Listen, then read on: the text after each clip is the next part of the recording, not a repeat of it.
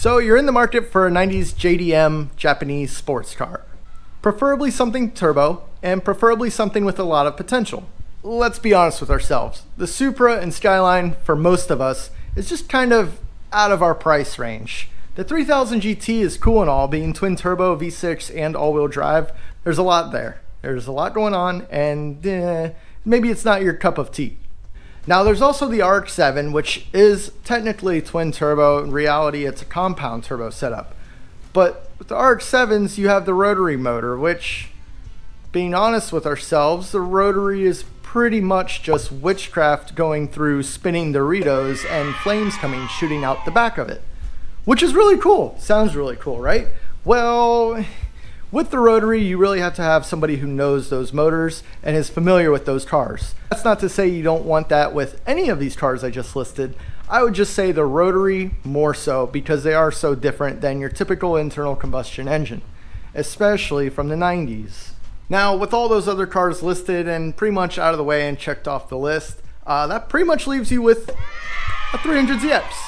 So, if you're like me and you kind of ended up with a 300ZX, well, welcome. And if you're in the market for one, this video is also for you, because I'm going to be going over a lot of stuff that I wish I knew back when I first got this car, and probably that a lot of other people would agree with me on as far as things they wish they knew, just getting into the car and getting into the platform, because a lot of the information that's out there is just old and out of date and not so much relevant to most of what's out there nowadays, because there's been a lot of major changes, major parts developed in recent years for these motors, which I have a whole other video listed on that will make this car so much easier to work on, so much more reliable. So stick around, follow closely, because we got a lot of good information out there for you guys. If I haven't already told you a lot already, because I am straight rambling. Now, if you're curious as to why the car is up on jack stands, I got an entire build series going on with this car right now. It should be running in probably another month or two. So if you want to check that out, the list is up there. Give it a look. Now, in this video, we will go over all of the trims, as well as some of the more popular performance upgrades that have been done to them over the years, and some of the reliability upgrades, as well as some things that you should probably look out for when buying one, because I've seen some of these go for substantially higher value than they may be actually worth. Granted, they are going up in price, so it's expected to see one or two here and there that may go for higher than the rest. Now, these cars came in about, I would say, 3 different chassis trims. By chassis trims, it mostly depends on the roof type. So you have the glass T-top, which is mostly standard. There's also the slick top, which is just a regular roof. There's no T-top, there's no glass roof. And there's also the convertible, which were only made in 1994 in these cars. The convertible is always an NA car. Same thing with the slick tops. And then you also have the 2+0 and the 2+2. The 2+0 not having a back seat, being a 2-seater, and the 2+2 having the back seat. If you're in the market for one with a twin turbo motor and it's either convertible or slick top, it was swapped, or it had the twin turbos set up, bolted onto it. Either way, doesn't really matter. We'll get into that bit later on, because you can do that as well if you have an NA car. Now, for some reason years ago, and I still hear it every once in a while to this day, and I believe it's because they're comparing it to something like a 240SX, which is a 4-cylinder and lighter chassis, so on and so forth. But anyways, a lot of people complain about the weight of the car. A perfect example here, the NA slick tops weigh roughly 3,250 pounds, all the way up to the 2+2 twin turbo automatic, which is by far the heaviest of these, weighing in at roughly, I believe it was like 3,550, right around there, possibly 3,600. That's a heavy car. Don't get me wrong. You'll only find the twin turbo automatic 2+2s in Japan. Now in the US, most of the time, if you're looking for a twin turbo, you're gonna find a 2+0 T-top. Now, like I've mentioned before, along with the different models and trims, as far as 2+2, T-top, slick top, so on and so forth, you also have the NA and twin turbo motors. The NA motor is just that. It's naturally aspirated. There is a 10.5-to-1 compression engine. The wrist pins in those motors are noted for being a little bit smaller than the twin turbo motors, and the twin turbo motors are an 8.5-to-1 compression. Also, the twin turbos come with oil squirters, as well as a couple other little odds and ends that may be slightly different in comparison to the naturally aspirated motor. In the long run, how much does that affect reliability and potential for the motor? That's exactly. It doesn't matter what you think. What? Wow. Honestly, it's not much. To my knowledge, the fastest, I say fastest because we don't actually know how much power the car was really making, but the fastest twin turbo long block junkyard motor, that's valve covers to oil pan, ran at 891 at about 148, 150 miles an hour, if I remember correctly. That's right up there. I don't know of another motor besides the 2JZ from that era that'll run a high 8-second pass in stock form from valve cover to oil pan. No aftermarket cams or nothing. Now also, just to add into this, some of the more popular years that these cars were made was from 94 to 95. And there's some very particular reasons for that, because the first year or two, like with most manufactured vehicles, they ran into a few problems which they learned from and they fixed and developed better parts as the time went on. So 90 to 91 usually had the most issues, but they also came with very noticeable upgrades and improved parts for those. Okay, so what I have here is one of my spare NA long block engines. You can still get these things for relatively cheap if you know where to look and know who to ask. If you're trying to buy one outright and need one right away, you're probably gonna pay a premium. Premium being $1,000 or so for a good used one. But regardless of all that, regular maintenance is highly recommended before you put the motor in the car, just as it is. Now, as far as regular maintenance goes, if you did a motor just like this, I would definitely suggest replacing the timing belt and all of the oil seals, valve cover, oil pan. Head gaskets are usually great in these motors. You don't run into head gasket issues unless you overheat the living crap out of them. What I'm trying to get at with these motors is that there were a number of different upgrades from the factory as the years progressed.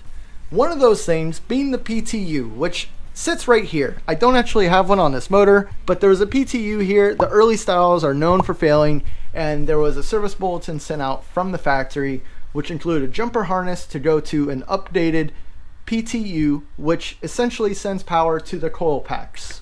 So aside from that, there are also these guys right here.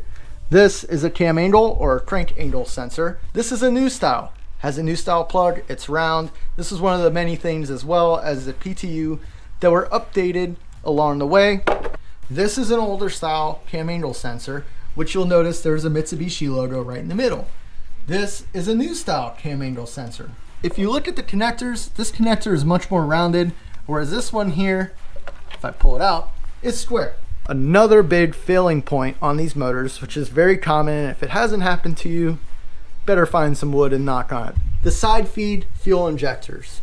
The early style side feed injectors were known as a pintle style, and the late style years were known as pintleless. And that all comes down to the tip of the injector that goes down into the fuel rail and into the intake manifold. The tips were slightly different between the two. The connectors are slightly different between the two. There are actually adapter kits for the fuel rails because the fuel rails themselves are also different. But my suggestion is if you run into an issue with your fuel injectors, get rid of the side feed injectors, switch to the top feed fuel injector setup. You're gonna have much less problem. They're much easier to find and they're cheaper for what you get.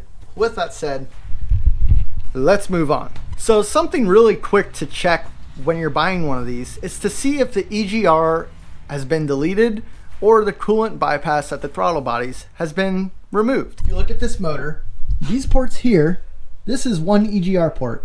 This one has been capped. Usually, if this is not bypassed, there is a little pipe that comes out of this block right here and comes down and goes all the way around to the back of the motor. So that's something quick to look for. Usually, if the intake manifold has been removed, this has been deleted 90% of the time, because removing the intake manifold with that still attached can be kind of a nightmare.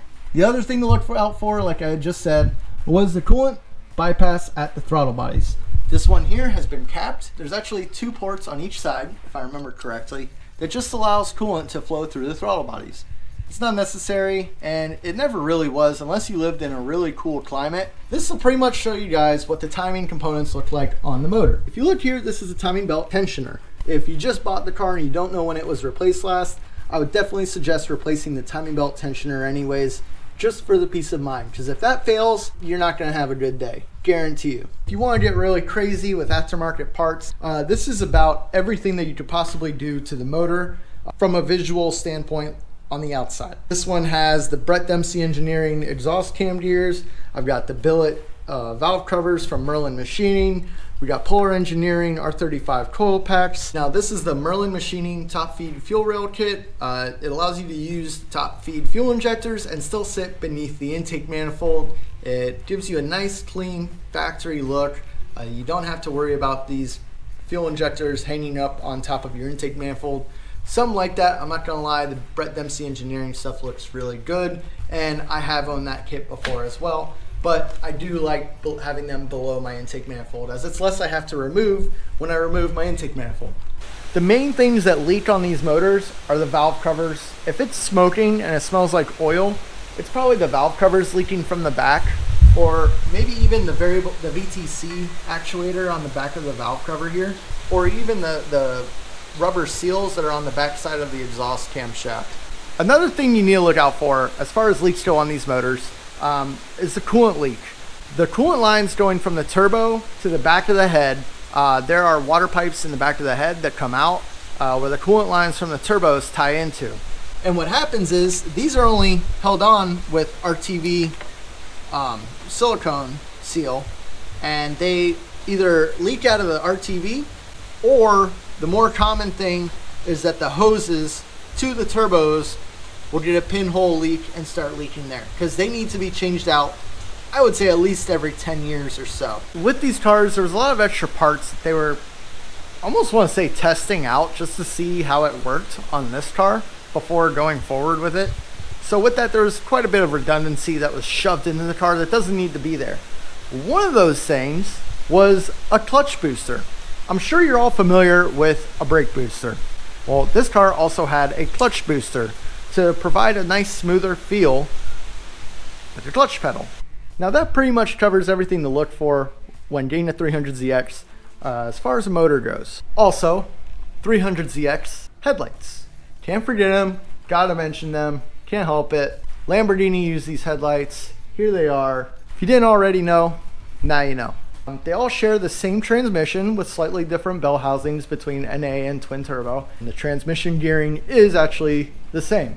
Only the bell housings are different, and that's to accommodate for the difference in flywheels between the two motors. The difference from the gearing comes from the rear end. The rear end on the twin turbo is a 3.69 R230 diff. The gearing in the NA is a 4.08, which is an R200 diff. Also in the rear end, and you guys might find this hard to believe on my car, but I actually still have my Hikis. Now with these cars, they came in two different versions of Hikis. The early model years, I believe up to 92 or 93, came with hydraulic Hikis. I believe they have a booster pump in the front, and I know they send hydraulic fluid all the way to the back of the car and steers the rear wheels one way or the other, depending on the speed that you are going. Now, kind of hard to believe, especially on my car, because I got everything in the world done to this car at this point. So back here, I still have my electronic Hikis rack. And all it is an electric motor tied to some actuators and some sensors that'll move the steering rack. I'm pretty sure it's a maximum of 5 degrees in one direction or the other. Mine is disabled at this point. It's literally just holding the tie rods locked in place where they are. But this is what an electric Hikis rack looks like. If it was hydraulic, you would obviously have fluid lines running up to the front, and you wouldn't have all those connectors and everything else. This rear differential was the differential to have back in the early 2000s and late 90s. I believe it is a clutch type LSD, so the clutches do wear over time, but it all depends on how much they actually get used. So moving on to other things that you can quickly spot when you're walking up to, let's say, purchase one, and you want to be able to tell right away how well taken care of the car is. I go by this looking at any car. You can always tell how well the car is taken care of or how nicely it has been restored. And that is by looking at the window trim molding. And then you can tell just by looking at them very quickly if they have been repainted or not. Second thing, obviously, would be looking at the oil leaks on the engine. Look at how dirty the engine bay is. If you're getting a highly modified one, make sure that you end up with a list or a sheet or some sort of documentation as to who worked on the car, what shop worked on the car, and what kind of work and parts went into it. Do your research, know what you're getting into. That's what this video is here to help you all out with. Moving on with the trim panels, another important trim panel to look out for. If you can find a Z with the factory battery cover cowl in one piece, she's a keeper. You cannot find these on the cars anymore. You can barely buy them. I don't even think Nissan sells them anymore. These are commonly broken because every time you remove a battery, these things shatter. Well, now I'll show you everything that I can think of to look out for on the inside. And the T-tops. It doesn't matter what car you get. Anything with a T-top or targa roof, the seals on all of those cars for some reason just tend to leak over time. No seal will last forever. It's rubber, it's going to degrade, and you're going to have to replace them. The availability of the seals are becoming harder and harder to find.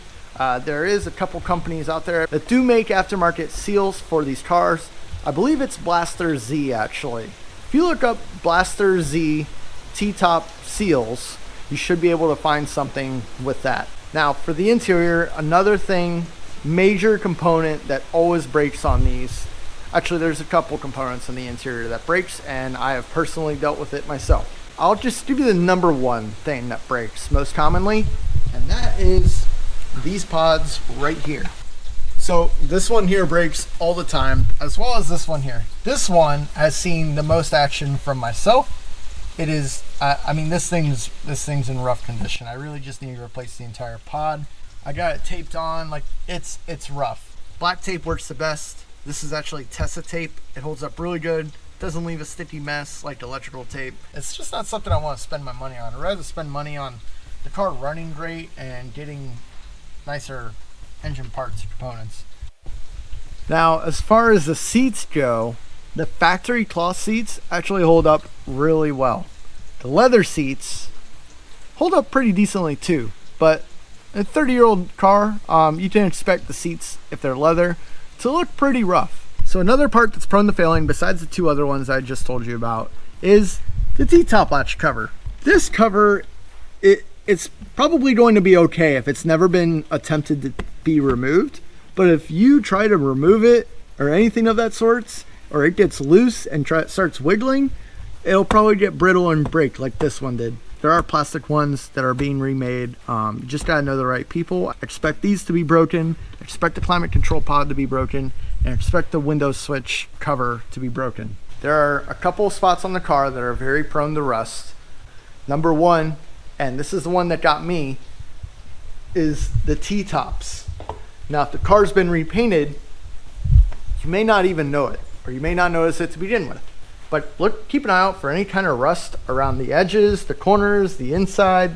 They like to rust right here and right here. I had both sides of my car, and there was literally like a 2-inch diameter hole that was just filled in with straight Bondo and then painted over with by the previous owner. When you come to look at a car and you're looking at the trim, while you're looking at the trim, take a peek between the A-pillar and the front fender, and if you see any kind of rust along here, see if you can pop up the cowl tray right here and look down here. Also, another big part that rusts on these is the battery tray. This whole tray right here will just completely rust out, and then behind it will also rust out. Okay, so one more thing. Big thing with these cars is how you lift them. But these cars, if you lift them the wrong way, or so much as look at these pinch welds with a crooked eye, they end up like this. The other side is way worse actually. I should show you that side, but the proper way to lift it is at the frame rail, right where the welds meet from the front firewall to the base frame well. If you try to lift it back here, you're gonna crush it like this one here. Don't lift it from back here. Don't lift it from here. Lift it from right up here. And definitely don't lift it from here. If you're gonna lift it from here, make sure you do all 4 corners at the same time. Otherwise, you're just gonna destroy the pinch welds. If you have a Bose stereo system, Each speaker comes with its own built-in amplifier. The speaker system in this car had never worked since I got the car. If the speakers are all blown and they sound very scratchy, you'll probably end up having to replace the speakers and the amplifier themselves and switching over to a non-Bose setup. Another thing that people commonly find when they pull apart their interior is behind, I can't remember if it's this panel here or this panel here, there are some headlight adjustment tools. People get these and they ask all the time. It never fails. It's almost once a month within a Facebook group or a forum post that people find these tools in the back of their car and they post them on the forum or in the group and say, what are these tools? Don't be worried about it. It's not a missing component within the vehicle. It's just something that is used to adjust the headlights and help aim the headlights. That's it. Big thing I would suggest asking about is the tune. Is there a tune on it? Who tuned it? Is it chipped? Is it a standalone computer? That pretty much does it for most of the stuff that I would look for in a car if I were to go buy one today. But if you're looking to get into these cars, or if you just purchased one or are going to purchase one and you haven't yet, my best advice I could give you is to just involve yourself in the communities, join some forums, do some forum reviews, be mindful of the information you're reading, the time that it was posted. Some of this information is going on 25 years old now. twinturbo.net, there's a bunch of Facebook groups, there's Australian 300ZX Owners Club, Nico.com. There's all sorts of old forums that have been around for years with tons of good information. I believe the complete Z32 wiki is now hosted on the Concept Z Performance site. Well, with all that said, I hope you guys enjoyed this overabundance of information that I have crammed into this little video. If I'm missing anything, feel free to let me know in the comments, or if you had a different experience with buying your own 300ZX, let everyone else know. Drop it down in the comments. If you enjoyed this video, happy to hear about it. Click the like button. If you want to follow along as I finish this car up behind me and actually see what a 21st century 300ZX looks like running, hit the subscribe button. I'm here. We're doing this. VG30 stuff. No swap. No 2J. No SR20. None of that nonsense. This is the most complex, intricate buyer's guide that I could possibly put together. And I tried my best to think of every little detail out there if I were to go buy a 300ZX, and things that I would look for based off what I've learned over the past 14 years of owning this car behind me. So I hope you guys learned something and get something out of it, and good luck if you're the first time buyer of one of these beautiful machines. I wish you the best of luck, and we'll catch y'all next time. See ya.